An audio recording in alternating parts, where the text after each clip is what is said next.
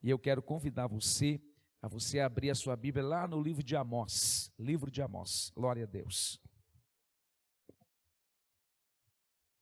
Livro de Amós, capítulo 5.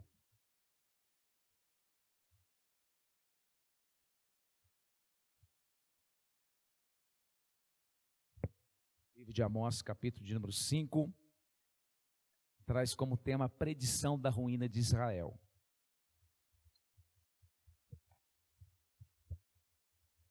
Meus irmãos, dentro dessa perspectiva do profeta, eu queria propor um tema nesta noite, para nós pensarmos sobre isso. Um encontro com o Senhor é uma pergunta, não é uma afirmação. Então, quando você acessar lá as redes sociais, vai estar o tema encontro com o Senhor. Será que de fato nós temos encontrado Deus quando nós nos propomos fazê-lo? E eu não quero me deter apenas nesse ambiente de culto, mas em todas as nossas expressões e manifestações de culto ao Senhor. Será que de fato nós temos encontrado Deus? É uma pergunta que eu quero convidar você à reflexão. O Amós vai tratar disso aqui no capítulo 5, ele diz assim no versículo de número 4. Porque assim diz o Senhor à casa de Israel: buscai-me e vivei. Mas não busqueis a Betel, nem venhais a Gilgal, nem passeis a Berseba, porque Gilgal certamente será levado cativo, e Betel será desfeito em nada. Buscai o Senhor e vivei, para que não se lance na casa de José como um fogo, e a consuma, e não haja em Betel quem a apague. Vós que converteis o juízo em alosna, e deitais por terra a justiça. Procurai o que faz o sete estrelo e o Orion, e toma a sombra da noite em manhã, e escurece o dia como a noite, o que chama as águas do mar, e as derrama sobre a terra. Senhor é o seu nome. Amém? Pai, em nome de Jesus nós oramos, pedindo e suplicando a bênção do Senhor sobre nós. Queremos nessa noite, Deus, que o Senhor, por graça infinita e misericórdia, nos traga compreensão daquilo que nós vamos ouvir, que o Senhor possa nessa noite nos confortar, confrontar, consolar. A Tua palavra que traz, ó Deus, essas prerrogativas, e ela que é viva e eficaz, apta para discernir pensamentos e intenções do coração. Fale conosco nessa noite, em nome de Jesus. Amém. Graças a Deus.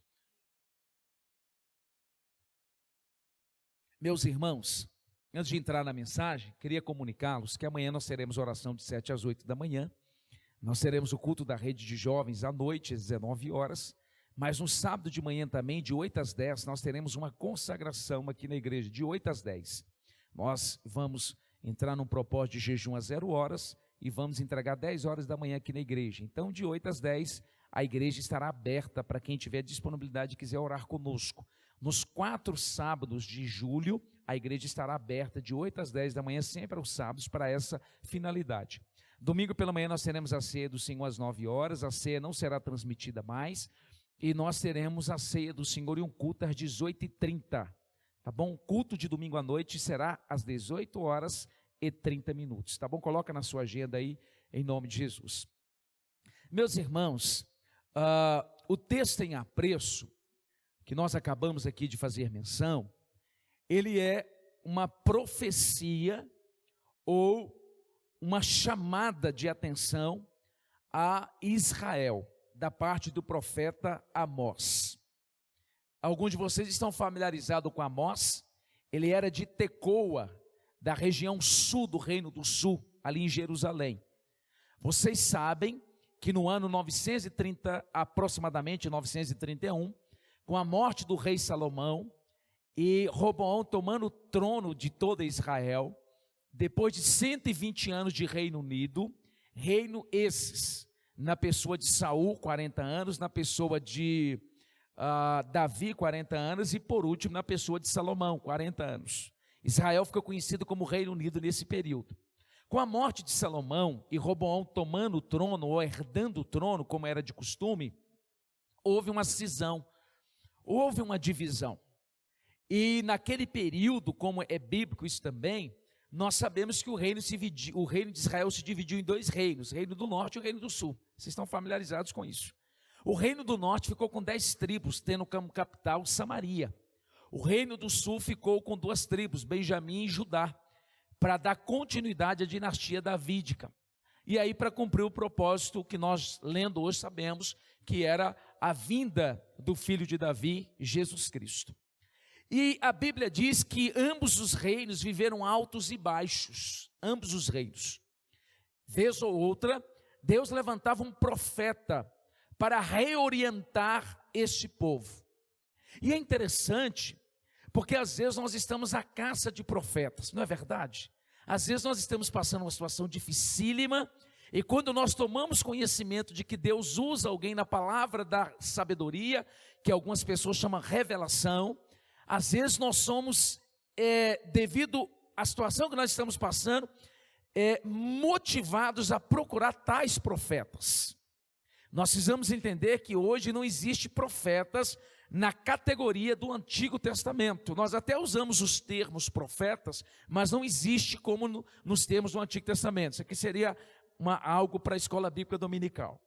Mas quando o profeta surgia em cena, um comentarista diz que o profeta era aquele sujeito da hora.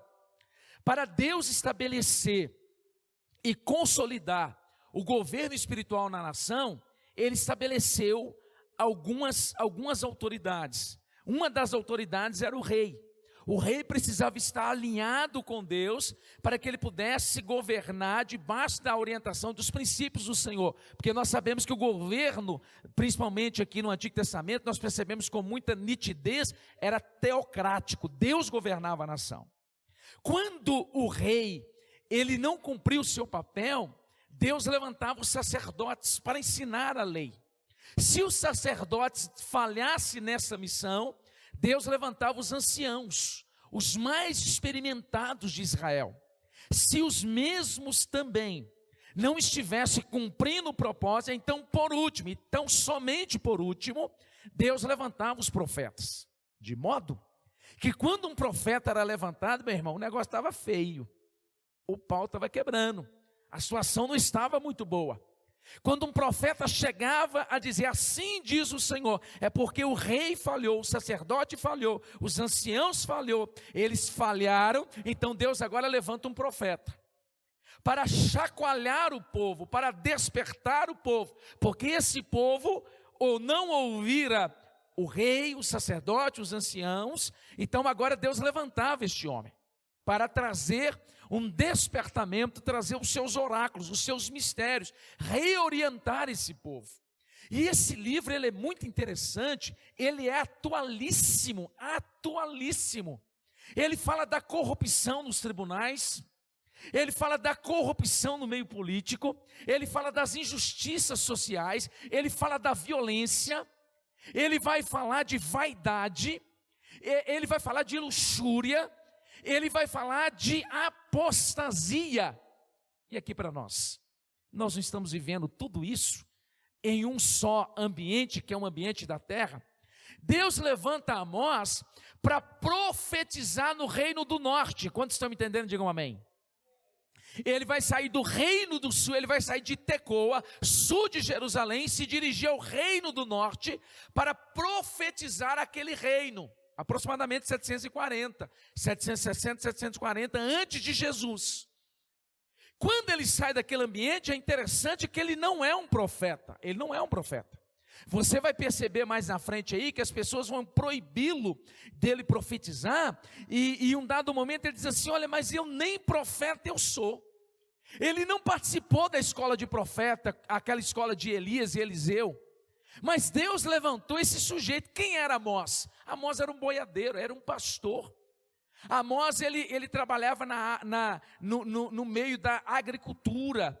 Amós era um homem do campo, um homem humilde, um homem simples, tanto na sua fala quanto nas suas condições. Mas Deus pega um homem do campo, Deus vai pegar alguém ali, tirar do sul de Jerusalém, do reino do sul, e levar ao reino do norte para ali profetizar. O que é que estava acontecendo no reino do norte? estava acontecendo no Reino do Norte, irmãos. Quando esse profeta chega, ele vai denunciar o pecado daquele povo. Quem estava reinando nessa época? Jeroboão II. Ele teve um reino extremamente próspero. Os historiadores dizem que ele tinha uma habilidade para as relações exteriores, uma habilidade para a guerra, e estava um reino bem consolidado, o reino estava próspero, tanto nas fronteiras quanto dentro dos muros havia prosperidade. É nesse tempo que ele é situado, ele vai profetizar. E embora houvesse ali tamanha prosperidade, o reino estava se consolidando, eles estavam vivendo de forma deliberada no pecado. Então o profeta, ele é levantado para primeiramente denunciar o pecado desse povo. Esse povo estava vivendo uma apostasia, se apostatando da fé, ou seja, virando as costas para Deus. Isso é apostasia.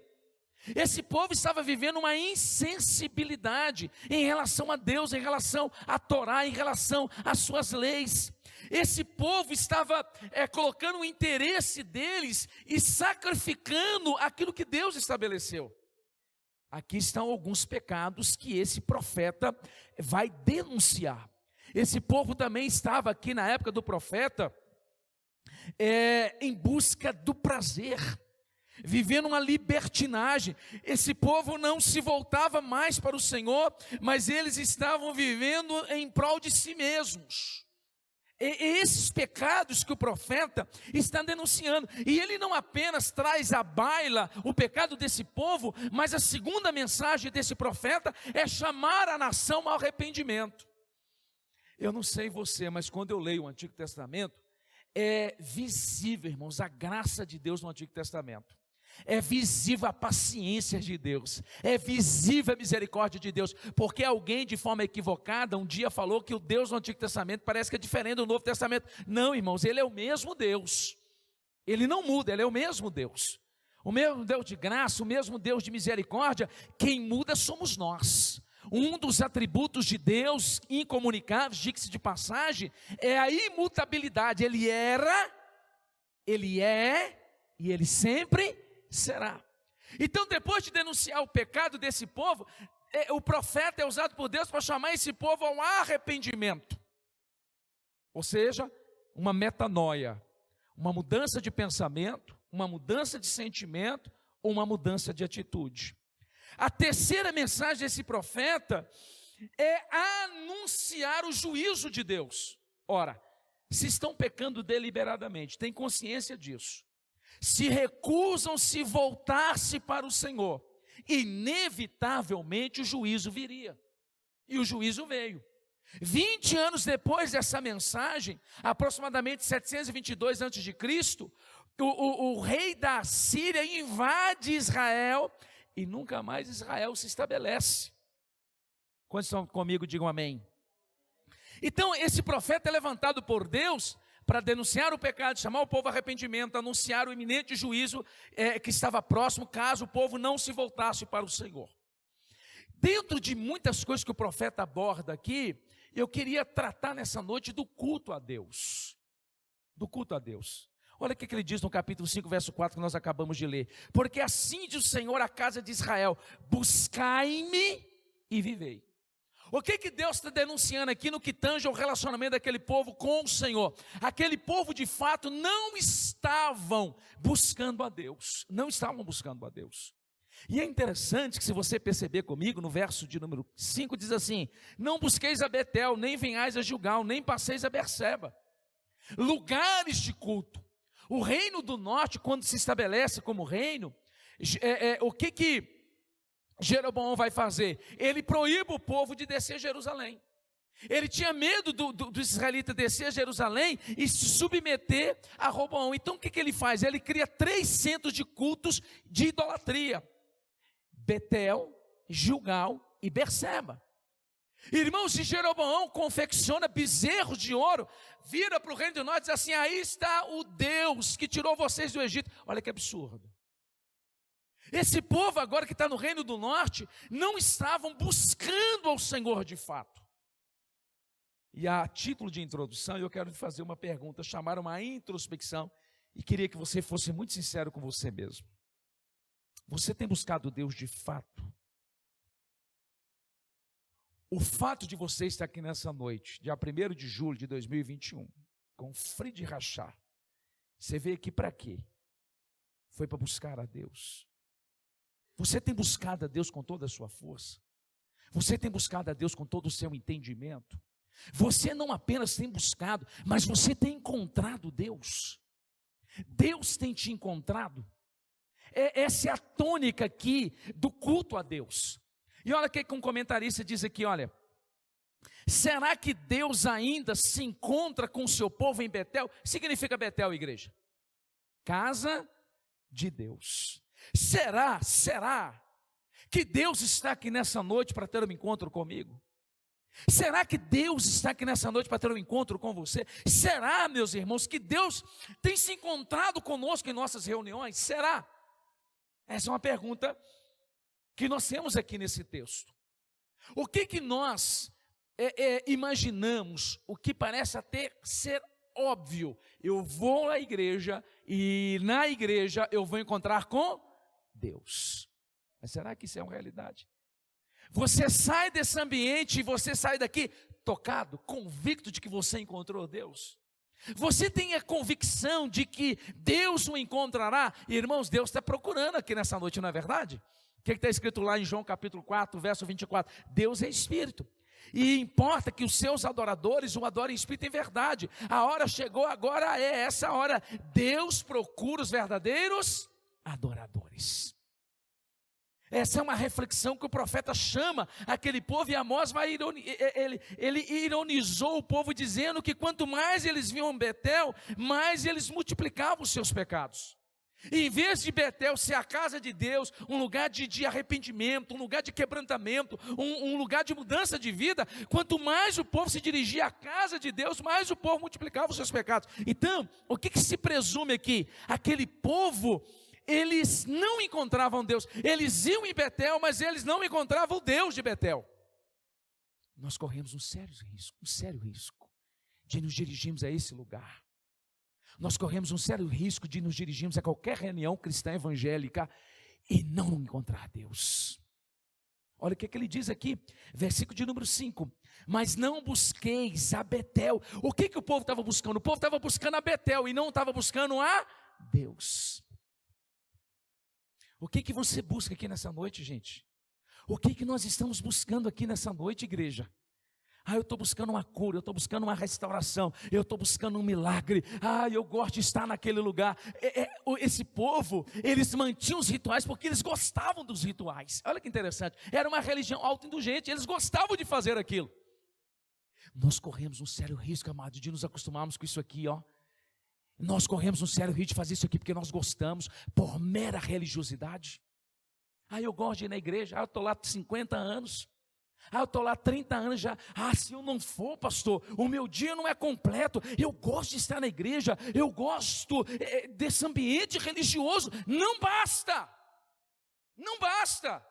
Pastor, então é pecado eu vim aqui buscar cura? Se você veio única e exclusivamente, isso é um problema. Agora, se você veio buscar o Senhor, pode ficar tranquilo que isso é uma consequência. Deus não despede ninguém de mãos vazias. Então esse profeta chama esse povo a uma introspecção. Agora ele vai dar uma ordem contundente. Olha, diz no capítulo 5, verso 5: não busqueis a Betel. Por quê? Porque nessa busca dos santuários, o Senhor propriamente dito acabou sendo deixado do lado de fora. Para que é culto, gente? Para que tem toda essa estrutura aqui? Para que nós cantamos? Não é para cultuar o Senhor? Como é que pode, se o culto é para o Senhor está do lado de fora? E nós percebemos que isso é uma matéria que transcende milênios. Em um dado momento em Apocalipse, o Senhor diz assim: eis que estou à porta e bato. Você imagina a cena, vamos conjecturar. 1º de julho de 2021, às 19 horas, nós iniciamos o culto, Jesus está lá fora batendo na porta. Mas peraí, talvez ele indagasse: essas músicas aí não seriam para mim? Vocês estão aqui por minha causa, mas eu estou do lado de fora. Aquele povo buscava Betel, mas o Deus de Betel, o Deus da casa de Deus, ele estava sendo deixado de fora. Irmãos, o que nós aprendemos aqui? Não há encontro com Deus Não há encontro com Deus em que o culto é separado da ortodoxia. O que é isso? Ou o culto é bíblico, ou o culto é anátema, ou o culto é uma maldição. A nossa vida precisa estar alinhada. Para encontrarmos Deus, a nossa vida precisa estar coerente. A nossa vida precisa estar pautada nos princípios da palavra. Eu acabei de citar aqui na minha introdução, João 4:24. Deus é espírito e importa que seus adoradores o adorem em espírito e em verdade. O que Betel se tornou? Betel se tornou um centro de idolatria. Adoravam-se bezerros. Irmãos, há um perigo de você não conhecer o seu Deus e você adorar um Deus da sua imaginação. Sabia disso? Você cria uma ideia de Deus. Quando não se lê a Bíblia, não se estuda a Bíblia, e isso não é só para pastor, para teólogo, não, irmãos. Isso é para pessoa mais simples. Eu estou falando de um profeta que não era profeta, não estudou na classe de profeta, não era filho de sacerdote, era um boiadeiro. E Deus usou esse camarada. Quando nós não crescemos no conhecimento de Deus, nós não estudamos sobre Deus, nós corremos o risco de criar um Deus à nossa imagem, à nossa semelhança, quando na verdade nós deveríamos ser a imagem e semelhança dele. Aí eu crio um Deus que é só amor, que é só misericórdia, não é juízo, não é justiça. Então quando se faz juízo, se faz justiça, eu fico ofendido. Aí eu sou ofendido, porque eu não conheço o Deus da justiça, eu deixo de congregar. Você tem adorado o Deus da Bíblia ou o Deus da sua imaginação? Você tem se rendido ao Deus da Bíblia ou o Deus que você criou, você imaginou um Deus conforme o seu entendimento, conforme a sua concepção? Isso é idolatria. Vocês estão me entendendo, amém? Então aquele lugar, ele virou um centro de idolatria. O culto foi paganizado, o sincretismo religioso foi instalado em Betel, que deixou de ser casa de Deus para ser o santuário do rei, o templo do rei. Israel perdeu o verdadeiro Deus, a fonte da vida. Nossa religiosidade distorcida, ou nessa religiosidade distorcida dos israelitas, os israelitas prostituíram o nobre nome de Betel. O profeta Osés, no capítulo 4, verso 15, no capítulo 10, verso 5, ele chama Betel de Bet-Aven. O que significa Bet-Aven? Casa da vaidade, casa do nada, casa da idolatria. Misericórdia. Um povo que Deus se manifesta ao longo dos séculos no Antigo Testamento, um povo que vê a glória de Deus, agora esse povo está emergido numa idolatria. Betel não era mais onde se encontrava Deus, mas era um lugar de idolatria, o lugar do nada. Deus não é encontrado aonde a nossa vida não está pautada na sua palavra, governada pela sua palavra, alinhada à sua palavra. Não há encontro com Deus em um culto que é separado da ortodoxia. Que lugar a palavra de Deus ocupa na minha vida? Que lugar a palavra de Deus ocupa na sua vida? Das 3 últimas decisões que você tomou baseada em quê? Ou nós, irmãos, alinhamos a nossa vida à palavra, ou nós nos submetemos aos princípios de Deus, ou nós estamos perdendo o nosso tempo. Era isso que estava acontecendo com esse povo. E é para isso que o profeta foi levantado naquela época. Em segundo lugar, não há encontro com Deus onde o culto é separado da vida. O culto agradável a Deus é um culto racional, ou seja, um culto lógico, em que há coerência entre a liturgia e a vida. Eles vinham a Betel, mas não encontravam a Deus. Eles faziam peregrinações a Betel, mas não eram transformados. Tem pessoas que vão nascer na igreja, viver na igreja, morrer na igreja e vai para o inferno. Não são transformados. Você é o que você é aqui no banco da igreja, lá na sua casa? Há uma coerência, há uma conectividade entre a sua liturgia e o seu estilo de vida? Você é de fato aquilo que você apresenta ser aqui? Eu sou de fato isso que eu apresento ser aqui nesse púlpito? Há uma coerência entre a minha vida e a minha liturgia? A minha vida evidencia a minha liturgia é uma expressão da minha vida? De modo que eu estou sendo transformado de glória em glória? Quais as transformações que aconteceram na sua vida nos últimos 6 meses? Quais foram as transformações provocadas pelo Espírito Santo? O que mudou na sua vida depois que você começou a frequentar aqui? Ou melhor dizendo, e mais exato e mais certo dizer, o que mudou na sua vida desde o dia que você levantou a sua mão cansada para Jesus? Ou continua do mesmo jeito? Atolado na mentira, no pecado, no erro, no engano? Só com verniz. O que o profeta vai denunciar? Primeiro, o culto onde Deus é encontrado, onde Deus nos encontra, é um culto pautado na ortodoxia, palavra. Segundo, aonde o meu estilo de vida, ele evidencia a minha liturgia é uma expressão da vida que eu vivo lá fora. Eu tenho uma vida transformada. Não há encontro com Deus onde o culto não é um elemento renovador da vida. Nós percebemos na vida de Jacó, capítulo 28. Jacó chegou em Betel sendo um homem com o passado e saiu de Betel sendo um homem com o futuro. Gênesis 28. Ele sai com 71 anos de idade em Gênesis 27. Ele brigou com Esaú, vocês sabem, roubou a bênção da primogenitura, aquela coisa toda. Eu ia entrar nesse contexto, mas deixa senão dar pano para manga. Há uma discussão se ele roubou ou não. Mas ele vai para a casa do seu tio Labão, você sabe, 71 anos de idade. Quando ele para no meio do caminho para descansar, ele coloca uma pedra e ele tem um som, escada que ligava no céu e na terra, anjos subindo e descendo na presença de Deus. Jacó entra ali com o passado, mas ele sai ali diferente, ele sai ali com o futuro. Ele teve uma visão gloriosa de Deus, ouviu as promessas de Deus e fez promessas a Deus. Se o Senhor me abençoar, se o Senhor for comigo, eu vou te servir, eu te darei dízimo de tudo. Aquele camarada que nem crente era, até o altar, ele estabeleceu na vida dele. Ele entra ali com o passado que fica, mas ele sai dali com o futuro. O que nós aprendemos aqui, nesse sentido ali, ele teve uma visão gloriosa de Deus. Betel foi um divisor de águas na vida do patriarca. Aquele lugar marcou um novo começo na vida dele. O povo de Israel, porém, ia a Betel, mas Deus não estava lá, a palavra de Deus não estava lá. Então, não há encontro com Deus onde o culto não é um elemento renovador da vida. Meus irmãos, é inadmissível que eu continue o mesmo. É inadmissível, que evangelho é esse? Esse é o evangelho que liberta. Conhecereis a verdade vos... Esse é o evangelho do Filho de Deus, se pois o Filho vos libertar, verdadeiramente sereis livres. Esse é o evangelho que Paulo prega em Colossenses capítulo 1, verso 13. Ele vos tirou do império das trevas e transportou para o reino da luz. É o evangelho que Paulo prega no Colossenses 2,14. Ele pagou a cédula de dívida. É o evangelho que Pedro prega a igreja perseguida. 1 Pedro 1,18, vocês não foram comprados da vossa vã maneira de viver, recebida dos vossos pais, por prata ou por ouro, mas pelo precioso sangue de Jesus. Que negócio é esse que não muda nada? Mas não muda nada na sua vida. E eu não estou dizendo, irmão, não é bênção, não. Não é dinheiro, não é carro, não é isso não é evangelho. Mudança de vida, de caráter, de temperamento, aspirar pelas coisas de Deus, amar a Deus, um coração fervendo por Deus, quebrantamento, misericórdia, graça, fruto do Espírito, não muda nada.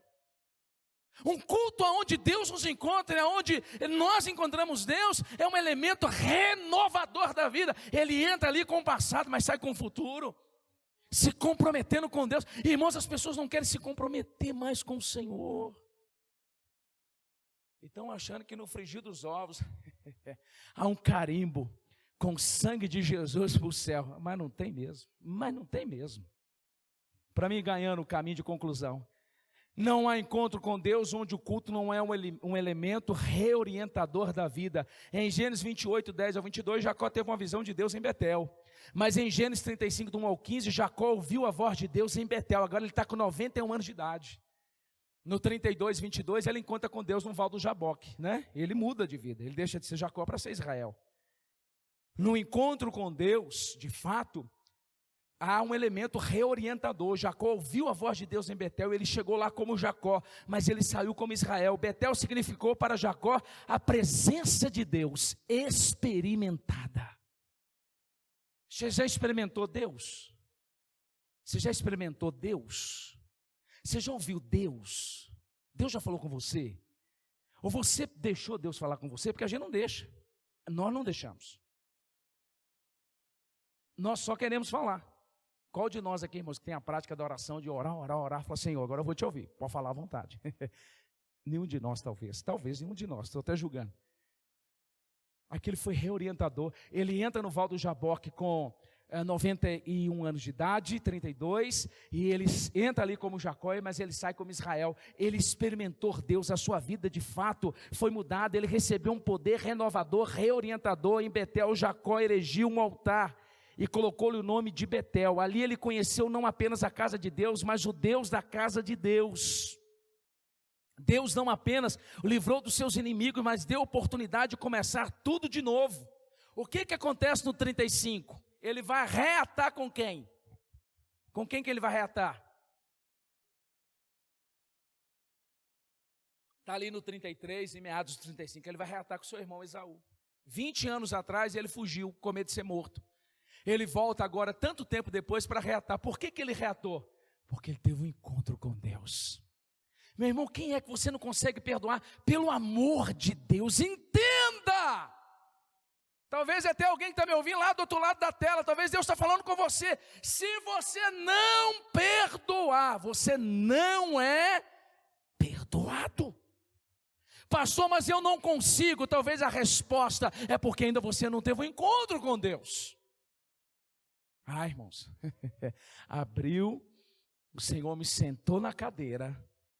O Senhor me sentou em uma cadeira, literalmente. Eu já falei isso com vocês. Eu estava num ambiente de 150 pessoas. De repente a voz do pregador sumiu. De repente aquelas 150 pessoas que estavam ao meu redor sumiu. Deus sentou tete a tete comigo e falou coisas me confrontando, verdades, tirando coisas mais profundas da minha alma. Meus irmãos, eu comecei assim, não é possível, não, isso não existe.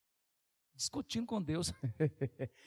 Depois de 5 minutos, nossa, Senhor, é verdade. Nossa, Deus tem isso também. Nossa, Senhor, tem isso também. Puxa vida, tem aquele negócio, tem aquilo outro. E aconteceu uma série de situações comigo que antecedeu este momento, que Deus foi trazendo à tona. Eu fui entendendo algumas atitudes minhas, alguns comportamentos meus, e eu tive que sair daquele ambiente, pegar o telefone e ir em pessoas pessoalmente e falar, me perdoa. Quem estava errado era eu. Eu que falei que não devia ter falado, eu que fiz que não devia ter feito, eu que estava errado. Que negócio é esse, meu irmão, que você está caminhando, deixando gente para trás? Que negócio é esse que você está vivendo a vida, deixando rastro para trás? Não existe. O que o Senhor falou para a igreja dos Efésios? Lembra de onde caístes, não prossiga, volta lá, conserta lá, e depois você deve prosseguir. Ir ao templo jamais é uma atitude neutra. Encontramos Deus ou juízo, arrepender e viver, ou não arrepender e morrer. São as únicas opções dos peregrinos. Se o povo não se voltar para Deus em Betel, o fogo consumirá a casa de José. A casa de José é um nome menos frequente para as 10 tribos, dos quais a mais importante era de Efraim, filho de José, mas estava falando que o juízo viria. Não é assim? Independente do pregador, o que ele prega aqui, se eu tiver com a vida no altar, eu estou lá assim, glória a Deus, aleluia. Se eu não estiver obedecendo, eu fico assim no banco. Ai, Jesus, misericórdia, me ajuda. Meu Deus do céu, para onde que eu estou indo?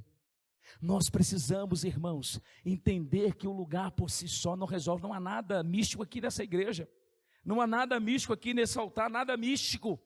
Não há nada místico em ninguém, no sentido assim de que vai acontecer algo no campo da magia e por si só o fato de você estar aqui, você já vai receber alguma coisa de Deus. Não, irmãos, muitas pessoas entram aqui, mas não entram na presença de Deus. Lembra que eu falei domingo de manhã? Nem todo mundo que está na igreja física está na igreja espiritual, mas todo mundo que está na igreja espiritual necessariamente está na igreja física. Nem todo mundo que está num culto como esse está no Santo dos Santos, mas todo mundo que está no Santo dos Santos não consegue ficar fora de um lugar como esse. Vocês estão me entendendo, amém? Por que eu devo buscar a Deus? Você já fez essa pergunta?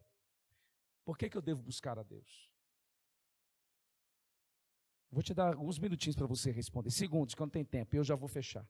Por que eu devo buscar a Deus? Por que eu saí da minha casa? Por que é importante buscar o Senhor? Um comentarista que eu estudei, ele diz assim, o que é buscar o Senhor? Buscar a Deus é voltar-se do pecado para Ele, não apenas fugir das consequências do pecado, mas para deleitar-se em Deus, aquele que é a fonte da vida. Então buscar a Deus é virar as costas para o pecado e se deleitar em Deus. Às vezes nós estamos mais preocupados com a consequência do que o próprio Deus. Vou dar um exemplo aqui. A pessoa era um dizimista, um ofertante, vou pegar esse campo.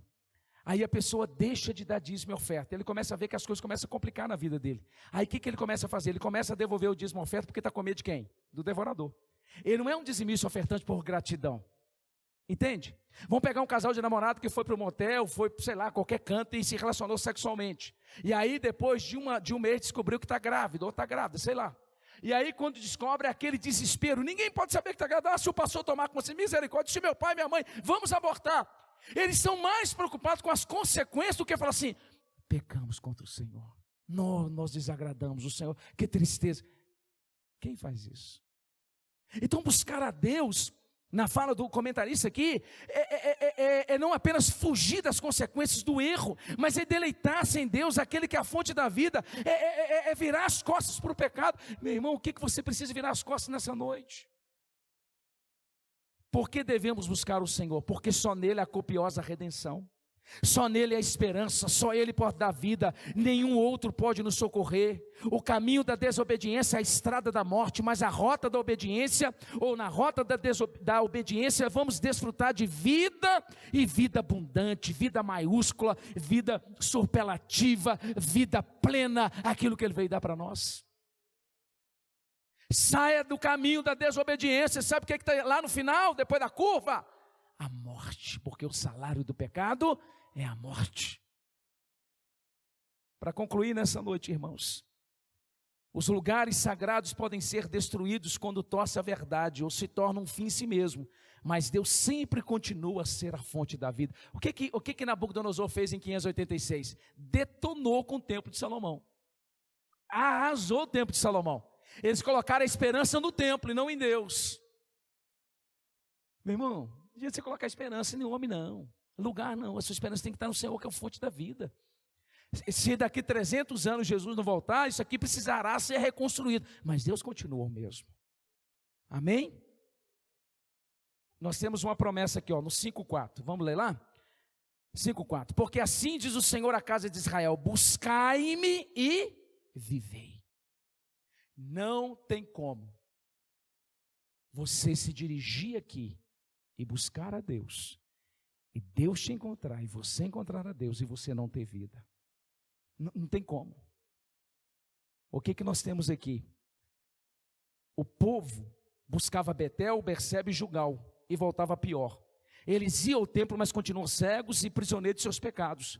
Eles tentavam encontrar sentido para a vida nos rituais, mas a vida só está em Deus. A vida eterna é conhecer a Deus. Isso é vida eterna. João 17:3. Cada dia que você ora, cada dia que você lê a Bíblia, cada dia que você vai conhecendo, o que vai sendo conferido a nós? Vida eterna. Tem gente que a vida eterna pensa que a vida eterna vai ser depois que morrer. O dia que você começou a conhecer Deus, você começou a participar da vida eterna. Olha que coisa gloriosa. O culto é teocêntrico. Nem mesmo as bênçãos de Deus podem substituir Deus. Só há vida quando o homem se volta para Deus. Ele é o manancial das águas vivas, ele é a fonte inesgotável da vida. A W. Tozer diz que a igreja contemporânea precisa resgatar o sentido da grandeza de Deus em seus cultos. Precisamos voltar a ficar extasiados diante da majestade de Deus. Deus está aqui. Amém? Ele está aqui. Nós precisamos ficar maravilhados novamente. Precisamos orar para que Deus abra os nossos olhos para contemplar a sua graça, a sua glória, a sua majestade, a ponto de nos dirigirmos em um culto como esse, ou de domingo, ou o dia que for, e dizemos como Isaías diante da glória de Deus: ai de mim, porque eu só me enxergo de fato como eu sou, quando eu tenho os olhos abertos para enxergar de fato quem Deus é. Eu só vou parar de me comparar aos outros e me achar superior aos outros o dia que meus olhos serão abertos para a santidade de Deus. A religiosidade faz isso conosco. Ela imprime em nós uma falsa informação, dizendo: eu estou melhor do que fulano de tal, eu sou melhor do que fulano de tal, e eu oro mais. Meu irmão, o dia que você tiver um deslumbre da glória de Deus, a sua fala vai ser: ai de mim. Amém? Para mim finalizar aqui, o que nós temos aqui? O profeta Amós emprega 2 imperativos: buscar e vivei, unindo tanto o dever quanto a recompensa do homem. Não fala deles apenas como causa e efeito, mas como se fosse um só, onde há um, também há outro. Buscar a Deus é viver, pois o buscar a Deus é achá-lo. E o Senhor da vida é a fonte da vida, perdão, graça e vida entra na nossa alma. Você buscou, você encontra, é promessa. Buscar-me-eis e me achareis quando me buscar de todo o vosso coração, diz o Senhor. Irmãos, sejam sinceros. O dia que você se rende a Deus em quebrantamento, não é diferente? Tem dia que ora na correria, Agora o dia que você chegar, Deus, tem misericórdia de mim, quebrantado. Você pode estar na pior luta da sua vida, você pode estar enfrentando os piores problemas. Você sai dali revigorado, restabelecido. Está unido. Buscai, Jesus está falando, buscai e vivei. Buscar a Deus é achá-lo. Olha que coisa maravilhosa. Buscar-me-eis, é promessa, Jeremias 29. Buscar-me-eis e me achareis. Me achareis. Não é como quando alguém precisa te encontrar, te liga e você não atende, bate na sua campainha, você não está, fica no seu pé uma semana porque não te encontra. Deus não, meu irmão, na igreja, na sua casa, em qualquer ambiente, a promessa: buscar-me-eis de todo o vosso coração, e eu me deixarei ser achado por vós. Deus quer ser buscado, e Ele quer que nós o encontremos, para que tenhamos vida. Amém, glória a Deus. A verdadeira religião brota da união e da comunhão com Deus e sela a sua veracidade ao revelar uma transformação que espelha amor, a verdade, submissão nos relacionamentos, preocupação com a aprovação de Deus, integridade moral e ordem social. As evidências de alguém que tem uma vida de encontro com Deus é essa transformação que espelha amor à verdade, submissão nos relacionamentos, preocupação com a aprovação de Deus, integridade moral e ordem social. Esse ponto aqui está o mais difícil, hein? Aprovação de Deus. Será que Deus tem aprovado as suas escolhas? Será que Deus está aprovando as minhas decisões? É igual quando o pessoal da igreja aqui quer namorar. Sabe que não deveria partir por julgo desigual. Pessoas que já estão exercendo o ministério, sabe que a palavra diz, 2 Coríntios capítulo 6, não se coloca em julgo desigual, mas prefere me procurar no gabinete, abrir mão do ministério e correr o risco em um namoro. Na maioria das vezes, não é regra, mas na maioria das vezes, aqueles que não professam a fé, arrasta para as trevas aqueles que um dia estavam na luz.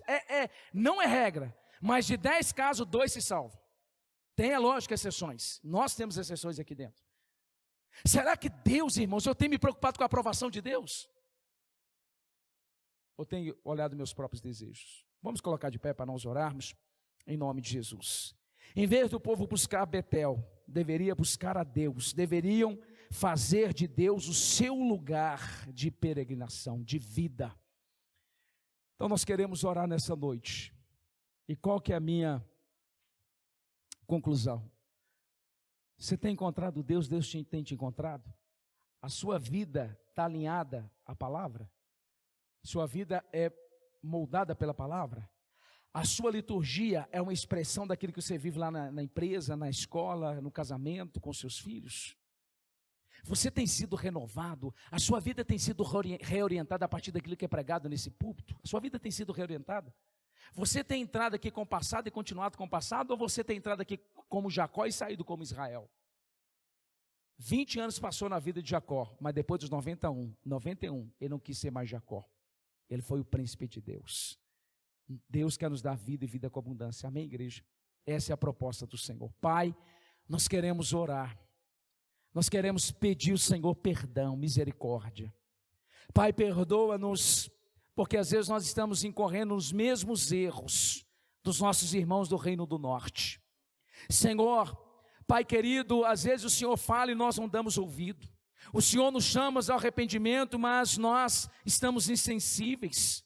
Senhor, às vezes nós estamos trilhando o caminho da insensibilidade, da apostasia, do desinteresse pelo Senhor, pelas coisas do Senhor, e temos, ó Deus, ó Pai, numa busca frenética, empregando todo o nosso tempo, energias, habilidades, naquilo que é passageiro, naquilo que é terreno, Pai. Senhor, embora o Reino do Norte estava vivendo uma prosperidade como nunca, tanto nas fronteiras como intramuro, Pai, aquele povo estava distante do Senhor. Aquele povo ia em Betel, ia em Gilgal, ia em Berseba, mas não encontrava o Senhor. Às vezes nós nos dirigimos aqui às quintas, aos domingos, aos sábados, saímos da mesma maneira, nós não encontramos o Senhor. Pai querido, talvez porque a nossa vida não está, ó Deus, pautada na Tua palavra, porque talvez professamos algo, mas vivemos contrário àquilo que professamos, porque não nos permitimos ser reorientados, moldados a partir da Tua palavra. Senhor, tenha de misericórdia das nossas vidas. Abra os nossos ouvidos para compreender os teus mistérios, os teus oráculos, a tua palavra, de modo que a nossa vida possa agradar ao Senhor. Deus santo, Deus eterno, em nome de Jesus Cristo, meu Pai, abra os nossos olhos para nós virarmos as costas para o pecado e nos voltarmos para Ti em quebrantamento, em convicção de pecado, em abandono de pecado, Pai. Pai querido e Pai amado, porque o Senhor é a fonte da vida. Senhor, Tu és, ó Pai, aquele que nos sustenta e que nos guarda. Senhor, tenha de misericórdia de nós, tenha de misericórdia das nossas vidas, ó Deus, que nós possamos, ó Pai, ó Deus, quando nos propormos a orar em qualquer ambiente, que nós possamos ter como primícia: eu vou ter um encontro com Deus, porque eu sei que Ele vai ter um encontro comigo. A Tua palavra diz, Pai, ela é categórica ao dizer: buscai e vivei. Pai, a nossa vida está atrelada a esse princípio da Tua presença, a busca da Tua presença, e o Senhor promete: buscar-me-eis e me achareis, quando me buscar de todo o vosso coração. A cada dia vem se revelar a nós, se manifestar a nós, transformar as nossas vidas com a Tua glória, com a Tua palavra, com as Tuas verdades, com os Teus princípios, em nome de Jesus. Nós não queremos continuar da mesma maneira. Nós não queremos iniciar o segundo semestre do ano de 2021 com as mesmas atitudes, com as mesmas mazelas. Pai, nós queremos ser transformados. Tenha de misericórdia de nós, fala conosco, nos leva a esse lugar de ouvirmos a Tua voz, de sermos transformados pela Tua verdade, em nome de Jesus, amém. E graças a Deus, que o Senhor te abençoe e te guarde, que o Senhor faça resplandecer a luz da glória dEle sobre a tua vida, que Ele levante o rosto dEle e te dê a paz. Deus te abençoe, até domingo.